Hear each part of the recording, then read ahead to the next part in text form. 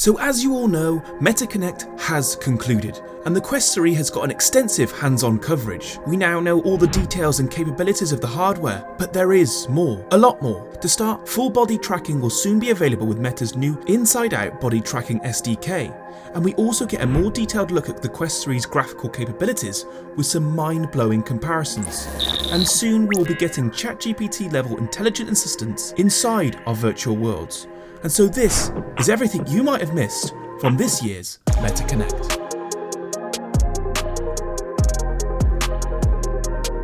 To start, I want to quickly go over something I've been speculating on for the last 6 months, and it's finally been confirmed, and that's a new home environment. I think it's definitely clear by the footage shown at Meta Connect that we will be getting an augmented reality pass-through home environment where we can place something called augments and spatial anchors around our space. This looks like it could be interactive pictures, trophies from games like Beat Saber, screens and portals to enter different games. Also, the old system we used to map our play space has also been replaced with Space Sense, which essentially uses the depth sensor to map out your play space for you. One thing I would be interested to know, does this work on multiple levels in your home? It would be cool to essentially recreate a metaverse version of your entire house, but we will see how expansive this is soon enough. AR will have huge implications for the Quest, and it makes watching screens feel more natural. I'm sure some of you might choose to watch television with this now that the PPI has increased significantly, but Zuck also finally confirmed when we will be getting Xbox's xCloud, which they showcased at the event.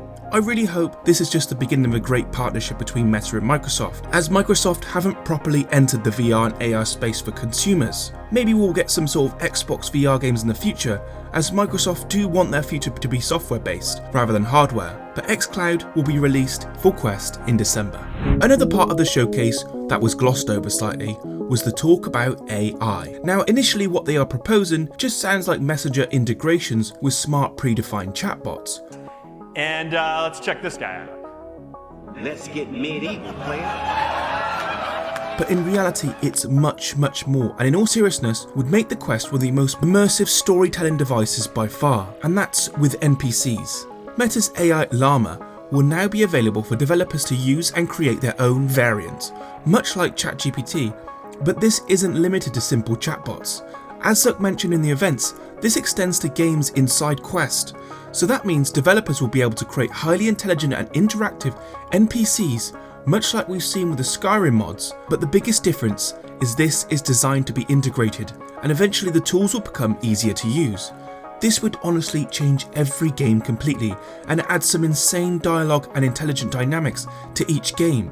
Just imagine AI generated quests and responses based on what you say. Soon you'll be able to get a sample of what this is like, with AI NPCs roaming around Horizon worlds. But moving on to two new or enhanced capabilities of the Quest 3, and that's graphical improvements and full body tracking. The demo shown had enabled a quick change mode to switch back and forth between Quest 2 and Quest 3 graphics, and the difference is unbelievable, especially when The Walking Dead. The fact that we get double the processing power and the screen has a higher pixel count gives the opportunity to really overhaul the graphics, and this video really showcases the changes. You can see red matter, not only is it using a higher resolution 4K textures, but objects are also rendering sooner with more dynamic lighting and shadows being implemented. The Walking Dead is blowing my mind with a version that looks more like the PC version. Gone is the mist to help with rendering, and clearly the entire game is getting a graphical overhaul. Sometimes when you're in VR, unless you're switching back and forth between PC and standalone, it's easy to forget how low the graphical quality is. This is definitely starting to become a non-issue, with games starting to look closer to what we expect from today's generation.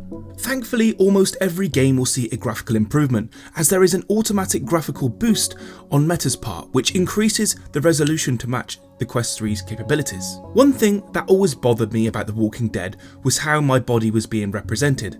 My elbows were never actually where my elbows were, but finally this is all about to change thanks to the Quest 3 and the IOBT SKD. As most of you know, the Quest 3 features a slightly different camera arrangement, with the bottom cameras especially sitting a lot wider than the Quest 2, and what this will essentially enable is full body tracking using these camera placements.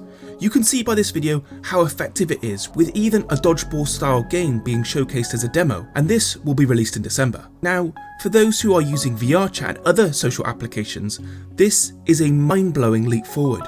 You're already fully aware who has full body tracking and who doesn't. No more breaking in immersion when you notice your body parts are in another dimension, but it does have its limitations for now. It's not real full body tracking, as the legs, for example, won't be tracked using the cameras.